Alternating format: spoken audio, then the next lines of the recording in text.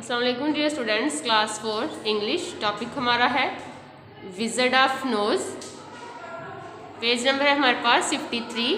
Previous lecture में हमने इसकी एक्सप्लेनेशन की थी।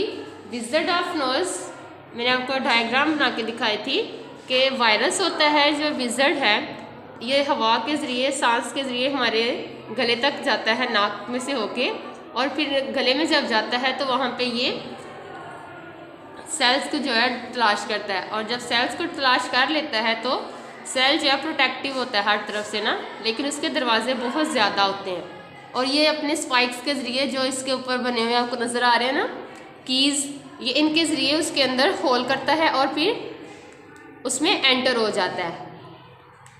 जब उसमें एंटर होता है तो फिर वहाँ पे जाकर ये न्यूक्लियस पे कब्जा कर लेता है और फिर हमें नुकसान पहुँचाता है। आज हम इसको डिटेल में पढ़ते हैं कि इसका असल जो काम है वो क्या है। I saw them come out. I saw them come out of the nose of a man who had just sneezed.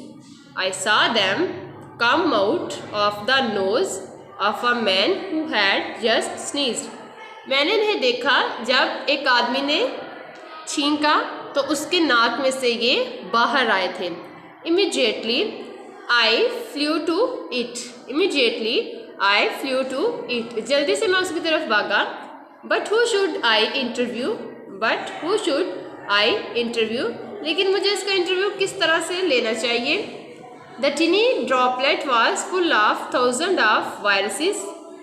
The tiny droplet was full of thousands of viruses. The tiny droplet was full of thousands of viruses. छोटा सा जो कतरा था वो 1000 यानी कि हज़ारों के हिसाब से उसके अंदर वायरस थे और इन वायरसेस से वो भरा हुआ था। Each one of them seemed in a hurry. Each one of them seemed in a hurry.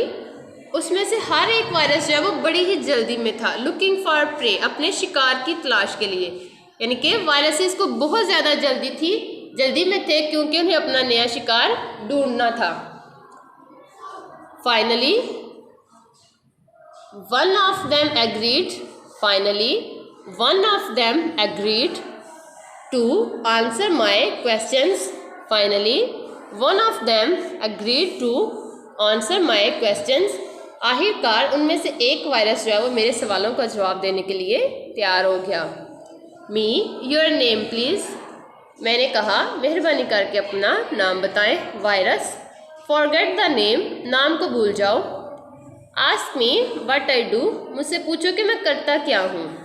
I give flu, मैं फ्लू देता हूँ, यानी कि हमें जो नज़ला ज़ुकाम हो जाता है वो इन्हीं वायरसेस की वजह से होता है। और वो कह रहा है कि तुम मेरा नाम रहने दो बल्कि मेरा काम पूछो। Me you seem to be looking for someone. You seem to be looking for someone. मैंने कहा कि तुम किसी को ढूंढ रहे हो या किसी की तलाश में हो।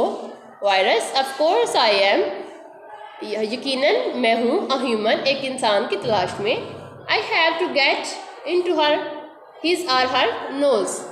आई have to get into his or her knows.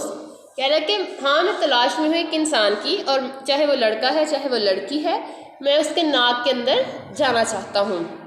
Me what do you do their. मैंने फिर पूछा तुम वहाँ क्या करोगे। वायरस ने कहा we will enter through the nose, कि हम नाक के ज़रिए जो है वो दाखिल होते हैं। From there I will reach the throat, और फिर यहाँ से हम गले के अंदर जाते हैं। There I will find the cell and try unlocking it. फिर वहाँ पे हम एक सेल की तलाशते हैं, फिर हम उसके अंदर दाखिल हो जाते हैं। मी अनलॉकिंग द सेल. मैंने कहा कि तुम अनलॉक करते हो सेल को, फिर क्या। यहाँ तक हमने जो पढ़ा है इसमें देखें कि उसने एक ड्रॉपलेट देखा जो स्नीज़ करने से, हम आपने भी देखा होगा जब आप स्नीज़ करते हैं तो आपके नाक में से अक्सर पानी जो है वो, अगर आपको फ्लू है तो बाहर आता है, तो जो पानी बाहर आता है उसमें ढेरों वायरस होते हैं। तो वैसे भी कहा जाता है कि जब आपको फ्लू है तो आप किसी के पास ना बैठें या स्नीज़ ना करें, या अगर आप बार बार नाक साफ कर रहे हैं तो आप इन सब से जो है वो परहेज़ करें, किसी के सामने या किसी के पास नहीं जाएं, क्योंकि ये वायरस की तरह फैल जाता है। इसी तरह से जो आपका भी वायरस कोरोना वायरस है वो भी इसी तरह से फैल रहा है। ठीक है, ये आपने इसकी रीडिंग करनी है पेज नंबर 53 पे, दोनों पैराग्राफ्स की। या इसका आपका होमवर्क है। अल्लाह हाफिज़।